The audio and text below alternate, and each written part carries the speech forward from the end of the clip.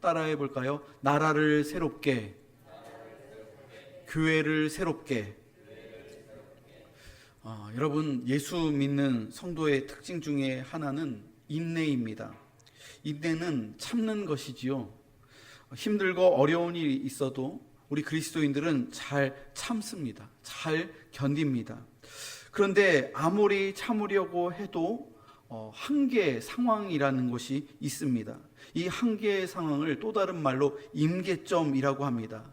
예를 들어서 물이 섭씨 100도가 되면은 물이 부글부글 끓는 그 지점처럼 그 변화되는 시점, 물이 끓는 그 지점을 임계점이라고 합니다. 우리가 평상시에 하나님을 찾으며 절실히 기도하면은 좋았을 텐데 발등에 불이 떨어지니까 그때부터 다급한 기도가 나오게 된다는 것이죠. 이것이 인생의 임계점, 인생의 한계의 상황을 말을 하는 것입니다. 물이 끓는 것처럼 우리의 인생에 있어서 우리의 힘과 우리의 능력으로 어찌할 수 없는 그 임계 상황, 그 한계의 상황에 닥치게 되면 우리는 우리의 것들을 내려놓고 그제서야 하나님께 다급하게 부르짖으며 그때부터 절실히 매달리며 기도한다는 것이죠. 지난 주일 출애굽 말씀에서 우리가 살펴봤듯이 인생의 막다른 길에 처했을 때, 동서남북 사방 팔방이 막혔을 때 하늘의 하나님을 바라보며 우리들은 기도해야 합니다. 하나님께 생명을 걸고 그때에는 부르짖으며 기도해야 한다는 것이죠. 오늘 본문 말씀을 보면 이스라엘의 길르앗 야베스 사람들이 인생의 한계 상황, 인생의 임계점에 다다랐습니다. 평상시에 이 마을은 아주 평안한 마을이었습니다. 주민들이 함께 살기에 부족함이 없는, 가축을 잘 기르고 또 농사를 잘 짓고 있는 아주 평화로운 마을이 길르앗 야베스라는 마을이었습니다. 그런데 이러한 평화가 갑작스럽게 깨지게 됩니다. 암몬 사람 나하스가 엄청난 군대를 이끌고 와서 길르앗 야베스로 쳐들어온 거예요. 길르앗 야베스 사람들은 갑작스러운 전쟁 앞에서 두려움과 절망에 빠지게 됩니다. 그들의 힘으로는, 그들의 군사력으로는 도저히 암몬 왕 나하스에게서 이길 승산이 전혀 없는 거예요. 싸워봤자 그냥 형편없이 나가 떨어지는 거예요. 10번 싸워도 한 번도 이길 수 없는 그러한 전투력의 차이가 있었다는 것이죠. 그러한 상황이 오늘 본문의 1절과 2절에 기록되어 있습니다. 함께 1절과 2절을 읽어보겠습니다. 시작. 암몬 사람 나하스가 올라와서 길르앗 야베스에 맞서 진침해 야베스 모든 사람들이 나하스에게 이르되 우리와 언약하자. 그리하면 우리가 너를 섬기리라 하니 암몬 사람 나하스가 그들에게 이르되 내가 너희 오른 눈을 다 빼야 너희와 언약하리라. 내가 온 이스라엘을 이같이 모욕하리라. 여러분, 지금 암몬 왕 나하스가 어떻게 해야 이들과 언약을 맺겠다는 거예요? 너희들의 뭐를 뺀다는 거예요? 오른쪽 눈을 빼야지. 다 모든 사람의 그 길르앗 야베스 사람들의 오른쪽 눈을 나에게 바쳐야지 너네들이 생명을 건질 수 있다. 그래야 조약을 맺을 수 있다. 이스라엘 모든 사람들을 내가 굴욕시키겠다. 이렇게 협박하는 거예요. 여러분, 길르앗 야베스는 이스라엘의 므낫세 지파에 속한 사람들입니다.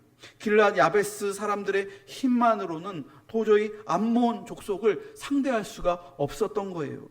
그래서 길르앗의 장로들은 암몬 왕 나하스에게 아주 저자세로 나아갔습니다. 조공을 바치라고 하면 조공을 바치겠습니다. 1년 농사 진 것에 얼마만큼을 요구해도 우리가 가진 것을 다 바칠 테니까 우리의 생명을 살려주십시오. 우리의 처자식을 살려주십시오. 암몬의 통치를 기꺼이 받겠습니다. 우리가 항복하며 나가겠습니다. 이렇게 얘기를 하면서 저자세로 길르앗의 장로들이 나하스 왕에게 무릎을 꿇으며 조아리는 것이죠.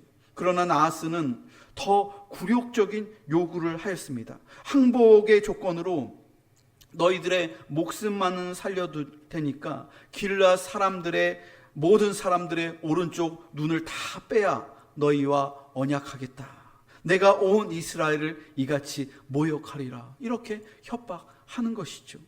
여러분, 오른쪽 눈을 빼라니요. 얼마나 충격적이며 얼마나 잔인한 요구입니까? 얼마나 고통스러운 그러한 일입니까? 암몬 족속은 매우 질이 좋지 않은 그런 불량배 같은 테러 국가입니다.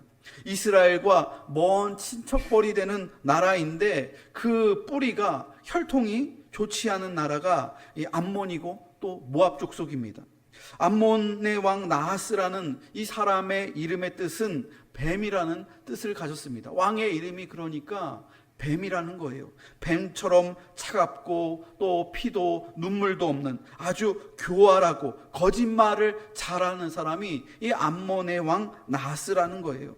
나하스가 항복을 받아주는 대가로 길르앗의 모든 사람들의 오른쪽 눈을 빼서 바치라고 하는 조약은 그때 당시에 어느 나라의 조약을 살펴봐도 이런 극악무도한 조약은 없었습니다.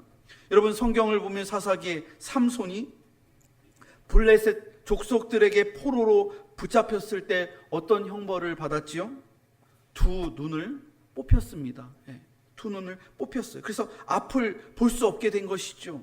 엄청난 굴욕이며 수치를 당한 거예요. 또 앞이 안 보이니까 두 눈을 볼 수 없으니까 싸울 수도 없는 거예요. 또 여러분, 바벨론에게 패배하여서 포로로 치욕스럽게 끌려간 왕이 있습니다. 남유다의 마지막 왕이었던 시드기야 왕도 바벨론의 포로로 붙잡혀 갔을 때 두 눈을 뽑히는 형벌을 당했습니다. 굉장히 치욕스럽고 고통스러운 그런 형벌이죠. 그런데 나하스가 한 개인이 아니라 삼손 개인이나 시드기야 왕 한 개인이 아니라 지금 길르앗 성읍의 모든 사람들의 오른쪽 눈을 다 빼라고 하는 거예요. 한 명 대표성을 가진 사람이 아니라 모든 마을에 그런 사람들, 죄 없는 사람들까지도 다 오른쪽 눈을 빼서 바치라는 거예요. 여러분, 오른쪽 눈이 뽑히면 왼쪽 눈만으로는 굉장히 생활하기에 불편합니다. 이렇게 사물을 봐도 각도가 오른쪽 눈이 없으면은 이게 볼 수 있는 그 각도가 제한을 받게 되죠. 그래서 사실상 많은 제약이 있고 또 전쟁을 다시 이렇게 하려고 해도 전투력이 상실되는 것이죠. 여러분, 이렇게 암몬 왕 나하스가 이렇게 무리한 요구를, 또 이 치욕스러운 요구를 왜 이렇게 집요하게 하면서 이들을 고통스럽게 하는 걸까요? 나하스는 이스라엘 백성들에게 일종의 열등감을 가지고 있었습니다. 과거에 당한 수치를 되갚아준다는 명목으로, 복수를 한다는 명목으로, 이에는 이, 눈에는 눈, 이러한 보복 심리로 그들의 눈을 다 달라고 그렇게 하는 것이죠. 나하스는 이스라엘 백성을 철천지 원수라고 생각하는 그러한 사람이었습니다. 하나님의 백성을 안티하는, 안티 중에 안티가 암몬 족속들이었다는 거예요. 항상 이스라엘 사람들이 잘 되는 것, 이스라엘 백성들이 잘 살고 또 하나님께 축복받고 나라가 점점 부강해지고 그러면 항상 배 아파했었던 족속들이, 그 안티 세력들이 암몬과 모압 족속이었다는 것이죠. 여러분, 오늘날 세상 사람들 중에서도 나하스 같이 뱀처럼 교활하고 거짓말하는 사람들이 세상 가운데 있습니다. 예수 믿는 사람들을 맹목적으로 아무 이유 없이 싫어하는 사람들이 오늘날 사회에 꽤 있다는 거예요. 교회를 굉장히 싫어하는 사람들이 오늘날 점점 증가하고 있어요. 사회 곳곳에 있고요. 또 특히 젊은 세대들, MZ세대들 가운데 교회를 혐오하고 또 예수 믿는 사람들을 증오하는 그러한 나하스 같은 사람들이 점점 많아지고 있다는 거예요. 특히 다른 종교에는 관대한데 절에도 또 불교에도 관대하고 천주교에도 관대하고 이슬람에 대해서도 관대한데 유독 교회, 개신교회를 향해서 싫어하고 예수 믿는 사람들을 굉장히 이렇게 비난하고 공격하는 그 나하스 같은 사람들이 점점 오늘날 이 사회에 증가하고 있다는 것이죠. 여러분, 이런 사람들에게 여러분 우리들이 눈을 뺏어주면 안 된다는 거예요. 이러한 사람들에게 우리가 저 자세로 나가면 안 되는 거예요. 교회를 핍박하고 신앙을 모욕하고 이런 사람들에게 우리가 간 빼주고 쓸개 빼주고 눈 빼주면서 종처럼 굴면 안 된다는 거예요. 이런 사람들과는 당당하게 나가야 되는 거예요. 교회가, 성도들이 당당하게 나가야 돼요. 여러분, 우리들이 신앙 이런 사람들에게 양보하고 또 절절맨다면 신앙뿐만이 아니라 모든 것들을 빼앗기게 되는 거예요. 눈알 하나 오른쪽 하나 생명부지하겠다고 암몬왕에게 갖다 바치면은 모든 물질 다 빼앗기고 처자식 다 빼앗기고 생명도 잃는 거예요. 안티 세력들에게 교회가 굽신굽신 거리면서 세상으로부터 뭔가 얻으려고 하고 정치 세력에 결탁해서 교회가 뭔가 살아남으려고 하는 그러한 거짓말쟁이들에게 여러분, 우리가 모욕을 당하면서까지 그렇게 하면 안 된다는 것이죠. 그럼 하나를 얻는 것 같지만 나중에는 모든 것들을 다 빼앗길 수가 있다는 것이죠. 나하스의 굴욕적인 요구는 길르앗 사람들의 자존심을 건드리는 악한 행위였습니다. 길르앗 사람들은 이 나하스에게 일주일의 시간을 달라고 요청합니다. 당신이 원하는 것을 우리가 심사숙고할 테니까 일주일의 시간을 주십시오. 여러분, 일주일의 시간 동안 길르앗 사람들이 무엇을 했을까요? 구원자를 찾기 시작합니다. 발등에 불이 떨어진 거예요. 굉장히 다급해진 거예요. 목숨을 다 잃거나 아니면 정말로 오른쪽 눈알을 빼서 줘야 되는 상황인 거예요. 굉장히 다급해졌어요. 일주일 안에 응답이 이루어져야 되는 거예요. 만일 응답이 이루어지지 않으면 굉장히 굴욕적이고 고통스럽게 오른쪽 눈을 뽑아서 그 나하스에게 갖다 바쳐야 되는 거예요. 아니면 모두 몰살당하는 거예요. 일주일이라는 시간 동안 길르앗 야베스의 모든 사람들은 하늘에 하나님께 울면서 통성으로 기도했을 거예요. 그리고 이스라엘의 구원자를 통해서 구원받기를 간절히 이들이 기도하면서 전령을 파견하기 시작하는 것이죠. 길르앗 사람들은 임계점의 상황 속에서 전령을 가까이에 있는 베냐민 지파 기브아의 사울에게 전령을 보냈습니다. 그 내용이 4절과 5절에 이렇게 나와 있습니다. 4절부터 5절까지 함께 읽어보겠습니다. 시작. 이에 전령들이 사울이 사는 기브아에 이르러 이 말을 백성에게 전하매 모든 백성이 소리를 높여 울더니 마침 사울이 밭에서 소를 몰고 오다가 이르되 백성이 무슨 일로 우느냐 하니 그들이 야베스 사람의 말을 전하니라. 사울이 이 딱한 소식을 듣기 전에 기브아 사람들이 먼저 들었습니다. 그 동네 사람들이, 사울의 동네 사람들이 길르앗 야베스의 전령을 통해서 이 딱한 소식을 먼저 들은 거예요. 기브아 마을 사람들이 길르앗 사람들이 지금 당하고 있는 전쟁의 참상과 굴욕적인 상황을 전해 듣고 자기 일처럼 슬퍼하면서 울었다고 나와 있어요. 모든 백성이 소리를 높여 울더니 이렇게 나와 있는데, 모든 백성이 소리를 높여서 울었던 백성은 길르앗 야베스의 그 사람들 뿐만이 아니라 베냐민 지파의 이 소식을 전해 들은 기브아 마을 사람들도 자기 일처럼 그 소식을 듣고, 전쟁의 소식을 듣고 그 굴욕적인 상황을 들으면서 다 그들이 소리를 높여서 눈물을 흘리며 울었다는 거예요. 마을 전체가 울음바다가 되었습니다. 이 통곡 소리를 듣고 사울은 왜 내 백성이 무슨 일로 우느냐 전령에게 물었습니다. 그러자 길르앗의 전령은 이 모든 상황을 사울 왕에게 전했습니다. 기브아 사람들이 왜 이렇게 공감하며 함께 울고 왜 슬퍼했을까요? 기브아 사람과 길르앗 야베스 사람과의 그 관계는 친척 관계, 가까운 친척 관계였어요. 베냐민 지파의 처갓집이 길르앗 야베스 사람들이에요. 베냐민 지파가 사사기 후반부에 보면 내전으로 인해서 거의 멸망당할 뻔했잖아요.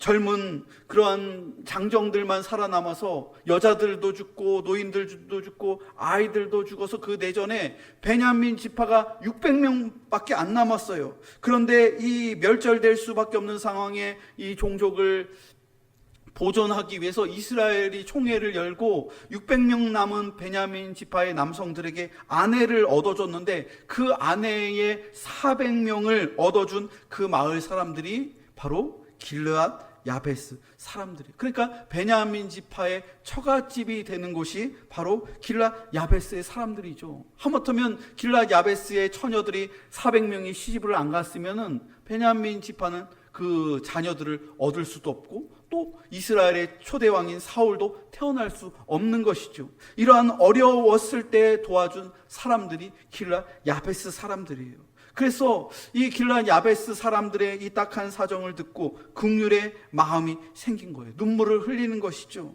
사울 역시 마찬가지였습니다. 어쩌면 사울 왕의 어머니 역시 길르앗 사람일 수 있는 거예요.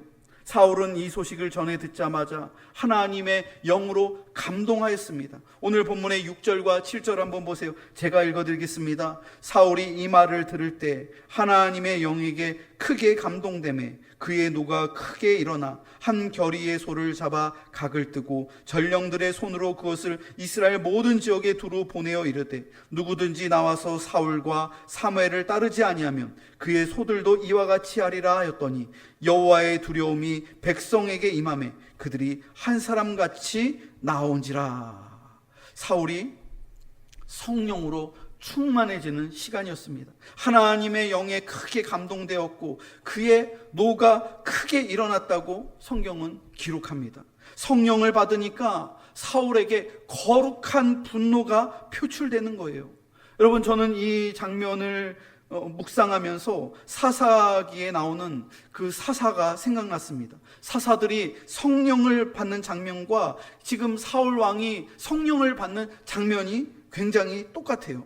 또 그 사사기를 보면 사사 중에 삼갈이라는 사사가 잠깐 나오는데 이 삼갈이라는 사사가 평범하게 소를 몰면서 농사를 짓다가 블레셋 군사가 600명이 쳐들어와서 자기 마을 사람들을 막 칼로 찌르고 창으로 찌르고 죽이는 거예요. 그러니까 농사를 짓다가 소를 몰다가 이 사사 삼갈이 성령으로 충만해져서 소모는 그 막대기로 소를 몰면서 농사를 짓고 있었는데 그 막대기를 가지고 나가서 칼과 창과 방패로 무장하고 갑옷을 입은 블레셋 군사 600명을 성령을 받으니까 이 평범한 농부가 소모는 막대기로 600명을 다 때려서 죽였습니다. 여러분, 성령을 받으니까 평범한 농부가 성령의 사람으로 변화되어서 거룩한 분노를 표출하니 이러한 역사가 나타났다는 것이죠. 여러분, 사울 역시도 지금 마찬가지인 거예요. 고향 땅에서 황소 한 겨리로 밭을 갈고 있다가 이 안타까운 소식을 들은 거예요. 통곡하는 백성들의 그 소식을 듣고 왕으로서 책임감을 가지면서 거룩한 그러한 부담감을 가지면서 거룩한 분노가 표출되어서 올라온 것이죠. 성령의 사람이 되어 의로운 분노가 불의를 향해서 불법을 향해서 그렇게 표출된 것이죠. 한 결의의 소를 그 자리에서 각을 떠서 황소 2마리죠. 한 결이라는 건 2마리의 황소를 그 자리에서 각을 떠서 사울이 12지파에 즉시 황소의 그 고기 덩어리를 토막내서 편지로 보내는 거예요.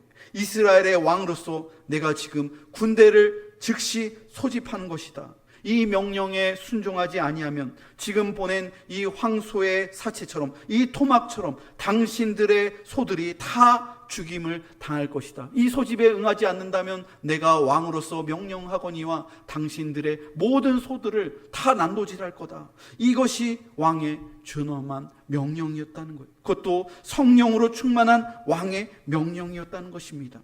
이 두려운 명령에 12지파가 곧바로 소집되어서 군대가 하루아침에 바로 결성되는 거예요. 군대의 숫자가 무려 30만 명이었고 11지파에서 30만 명이 모였고 유다 지파에서 33만 명이 소집되었습니다. 30만 명의 유다 지파에서 3만 명. 그래서 총 33만 명이라는 20세 이상의 장정들이 모여서 처음으로 왕의 군대로서 암몬과 싸우기 위해 전쟁을 준비한 것이죠. 이 많은 사람이 왕의 부름에 두려움과 떨림으로 한 사람같이 이 많은 사람이 대동단결하여서 한 사람같이 모였다고 증거합니다. 여러분, 이것이 바로 성령의 역사인 것이죠. 여러분, 사울이 성령을 받지 않았을 때는 소극적으로 숨어 있었던 사람입니다. 불량배들이 사울을 왕으로 인정하지 않고 모욕해도 반론 하나 제기하지 않고 조용히 자기 고향으로 돌아와서 농사를 지은 사람이 사울입니다. 왕이 왕으로 기름 부음을 받았지만 사울은 하나님, 저는 베냐민 지파의 가장 작은 사람에 불과합니다. 저의 아버지 기스도 유력한 사람이 아닙니다. 저는 왕이 될 제목이 못 되는 사람입니다. 왕으로 제비를 뽑혀도 뒤에 숨어서 사람들의 그 진보다리에 쭈그려서 웅크리고 숨어 있었던 소극적이고 내성적인 사람이 사울이었습니다. 그런데 사울이 자기의 동포들이 고난받고 죽음 가운데, 굴욕적인 상황 가운데 놓이니까 지도자로서 성령을 받으면서 거룩한 분노가 표출되는 것이죠. 그런 사울이 임계점에 놓이니까, 도저히 참을 수 없는 상황 가운데 놓이니까 성령을 받게 되는 것이죠. 그리고 성령을 받으니 거룩한 분노가 표출되어서 왕의 리더십이 적극적으로 나타나며 군대가 한 사람처럼 그 33만 명이 모이게 된 것이죠. 여러분, 전쟁의 결과가 어떻게 됐을까요? 그냥 사울의 대승으로 너무나도 쉽게 끝났습니다. 전쟁에 대한 보도는 오늘 성경 말씀에서 딱 한 절로 그냥 끝을 맺고 있습니다. 11절에 나와 있어요. 함께 11절을 읽어보겠습니다. 시작. 이튿날 사울이 백성을 3대로 나누고 새벽에 적진 한가운데로 들어가서 날이 더울 때까지 암몬 사람들을 치매 남은 자가 다 흩어져서 둘도 함께한 자가 없었더라. 그 기세에 등등했던 나하스 왕과 암몬 사람들이 우리와 조약을 맺으면 당신들의 오른쪽 눈알을 다 빼서 그렇게 바쳐야 된다고 윽박질렀던 그 악한 사람들이 사울 왕의 군대로 말미암아 그냥 다 두 사람도 없고 다 뿔뿔이 도망가고 흩어지고 다 전쟁에서 주랭랑을 치고 대패했다는 거예요. 여러분, 오른쪽 눈을 뽑겠다고 사탄 같은 그런 발언을 했던 나하스와 암몬 족속이 어떻게 됐습니까? 그렇게 무시무시한 존재 같고 하늘이 내려앉고 땅이 꺼질 것 같은 절망적인 상황 가운데에서 이 전쟁의 문제와 이 두려움의 문제가 어떻게 됐습니까? 단 한 절로 끝난 거예요. 단 하나님의 말씀 한 절로 해결이 된 거예요. 사울이 군대를 3개조로 나눠서 새벽에 기습 공격을 했습니다. 아마도 새벽 4시에서 6시 사이였을 것 같아요. 대개 성도들이 깨어서 새벽 기도에 준비하고 나오는 시간이잖아요. 그때에 여러분, 세상 사람들은 뭐를 하고 있죠? 새벽 4시부터 6시에 제일 깊이 잠자고 있을 때가 새벽 4시부터 6시예요. 가장 깊이 잘 때예요. 이때에 하나님의 백성들은 깨어서 기도하고 하나님의 백성들은 기습 공격을 하는 거예요. 사탄 마귀를 대적하면서 그때 잠자고 있는 것이 아니라 깨어서 주님 존전 앞에 나오고, 세상 사람들은 그 시간에 쿨쿨 자고 있지만 하나님의 백성들은 주님의 전으로 나오고 영적인 전쟁을 하고 말씀의 등불을 밝히고 기도의 등불을 밝히는 것이죠. 예수 믿지 않는 사람들이 제가 목사인 것을 알고 또 새벽 기도회 같은 것들을 교회 안 다니는 사람들이 질문을 해요. 그러면은 제가 얘기를 하죠. 저희 공부교회는 새벽 5시에 매일 기도를 합니다. 월요일부터 토요일까지 성도들과 함께 모여서 매일 기도합니다. 새벽 기도에 나가려면 적어도 목사는 4시에 일어나서 준비를 해야 됩니다. 얘기를 하니까 깜짝 놀라는 거예요. 저는 직장 가려고 6시에 일어나도 정말 일찍 일어나는 거라고 생각하는데 목사님 어떻게 4시에 그렇게 매일 일어날 수 있습니까? 여러분, 교회에 다니는 사람들은, 새벽 기도회가 훈련이 된 성도들은 그 시간에 끼어서 하루를 준비하는 거잖아요. 하루의 시작을 먼저 기도하고 또 모든 일들을 그렇게 감당하는 거잖아요. 지금 이 암몬 족속들은 다 자고 있을 때, 그때 하나님의 백성들은 깨어서 기습 공격을 3조로 나누어서 영적인 전쟁을 하는, 기도하고 전쟁을 하는 거예요. 그러니까 속수무책으로 어떻게 되는 거예요? 암몬 족속들이 당해낼 수가 없는 것이죠.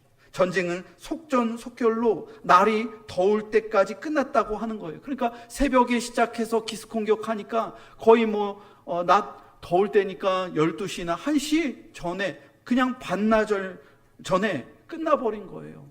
요즘에 우리 농사 짓는 우리 장로님이나 우리 성도님들, 날씨가 너무 더우니까 너무 뜨겁기 전에 새벽에 그냥 빨리 농사를 또 일을 해야 되잖아요. 너무 뜨거울 때 하면은 그냥 힘들잖아요. 그런 것처럼 지금 사울 왕이 그냥 날이 너무 듣기 전에 그냥 빨리 그냥 해치워서 이 문제를 그냥 다 해결한 거죠. 남은 자가 다 흩어져서 잔당이 둘씩 있는 사람이 아니, 다 뿔뿔이 다 흩어져서 완전히 괴멸된 것이죠. 여러분, 전쟁에서 승리한 후에 사울이 무엇을 했습니까? 예배를 드렸습니다. 길갈로 올라가서 전쟁 이후에, 이 승리 이후에 이들이 예배를 드렸다는 거예요. 본문을 보면 14절과 15절에 이렇게 나와 있습니다. 14절로 15절 말씀을 함께 읽어보겠습니다. 시작. 사무엘이 백성에게 이르되 오라, 우리가 길갈로 가서 나라를 새롭게 하자.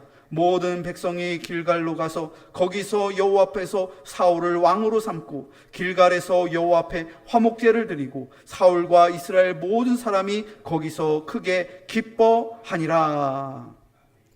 사울을 이스라엘의 진정한 왕으로 추대하는 자리가 바로 이 자리입니다. 길갈에서 온 이스라엘 백성들이 모여서 여호와 하나님 앞에서 화목제를 드리고 예배를 드리고 크게 기뻐하면서 이들이 예배를 드리며 이스라엘의 초대왕 사울을 인정하는 거예요. 모든 사람들이 만장일치로 받아들이는 거예요. 그리고 여기에서 사무엘 선지자가 이렇게 선포합니다. 나라를 새롭게 하자. 이 부분을 여러분 우리가 깊이 봐야 합니다. 사사 시대에서 이제는 진정한 왕정 시대로 나라가 새로워지는 것. 사울 왕의 전쟁에서의 첫 번째 승리로 이스라엘 12개 지파가 집결하면서 하나가 되면서 이제는 나라를 새롭게 하자. 이전 것은 지나가고 새로운 시대, 새로운 세상이 열린 것을 선지자 사무엘이 선포하며 새로운 왕 사울을 중심으로 이제 나라를 새롭게 하자. 여러분, 나라가 새로워지고 교회가 새로워지는 것은 여러분 지도자의 리더십과 깊은 관련이 있습니다. 여러분, 나라의 대통령이 바뀌어서 대통령이 새롭게 취임합니다. 그러면 나라가 새로워지는 거예요. 새로운 세상이 열리는 거예요. 교회 역시도 마찬가지입니다. 담임 목사가 교회에 새롭게 부임하였습니다. 그러면 교회가 새로워지는 거예요. 이전 시대의 것을 붙잡을 수 없는 거예요. 이전으로 되돌아갈 수 없는 거예요. 여러분, 공복교회가 더 새로워야 될 줄로 믿습니다. 변화하는 오송과 이 마을에서 교회가 새로워져야 돼요. 담임 목사의 목회와 리더십에 순종하면서 매 주일마다 온 성도들이 드리는 예배를 통하여 우리가 크게 기뻐하며 화목의 예배를 드리며 감사의 예배를 드릴 때 여러분, 우리 교회가 예배로 말미암아 새로워질 줄로 믿습니다. 하나님께서 이제 나라를 새롭게 하며 또한 교회를 새롭게 하실 것을 기대하며 이전 것은 지나갔으니 보라 새 것이 되었도다, 이 말씀을 기억하면서 담임 목사를 중심으로 또한 장로님들의 리더십과 우리 성도들의 헌신으로 말미암아 우리 공복교회가 더 새로워지는 비전 있는 교회, 또 부흥 발전한 역사가 헌신하는 성도들과 함께 담임 목사와 함께 그렇게 나타나는 우리 교회가 되기를 주님의 이름으로 축원합니다. 사랑과 은혜의 하나님 감사합니다. 하나님, 궂은 날씨 속에서도 하나님 아버지 우리 성도들 주님 존전으로 인도하여 주시니 감사를 드립니다. 뜨거운 하나님 태양볕 가운데서도 단비를 주시는 것처럼 하나님, 우리의 삶에 어려운 일이 있을 때 주님을 찾게 하여 주시고 주님께 부르짖어 아랠 때 기적의 역사, 축복의 역사가 나타나게 하여 주시옵소서. 하나님, 교회를 힘들게 하는 세력들로부터 이단과 거짓된 사상들과 세상의 하나님 정치로부터 하나님 아버지 교회가 그것들을 초월하게 하시고 하나님 교회가 세상 사람들에게 세상의 하나님 빛과 소금의 사명을 감당하게 하시고 변치 아니하는 하나님의 말씀을 통하여 세상 사람들에게, 세상의 지도자들에게 하나님 거룩을 끼칠 수 있도록 주여 역사하여 주시옵소서. 하나님, 나라가 새로워지길 원합니다. 교회가 새로워지길 원합니다. 교회가 새로워지게 하시고 목회자가 새로운 심령으로 성령 충만하게 하시어 그 성령 충만함이 성도들에게 전파되게 하시고 성령 충만한 교회가 되게 하여 주시어 우리 성도들이 사회 곳곳에 나가 성령 충만한 성도로서, 성령 충만한 시민으로서, 성령 충만한 하나님 사람으로서 각계각층에서 하나님 주님의 선하신 영향력을 나타낼 수 있는, 사단과 하나님 세상의 사상과 싸워 이길 수 있는 하나님 그러한 선한 사람들이 나타나게 하시고 지도자가 되게 하여 주시옵소서. 우리 성도들 매일 땀 흘리며 열심히 수고하며 하나님 일하며 또 하나님 가정을 지키며 농사를 지으며 또한 모든 일들을 하고 있습니다. 주님 건강케 하시고 하나님의 영으로 충만케 하여 주시옵소서. 감사를 드리며 주 예수 그리스도의 이름으로 기도합니다. 아멘.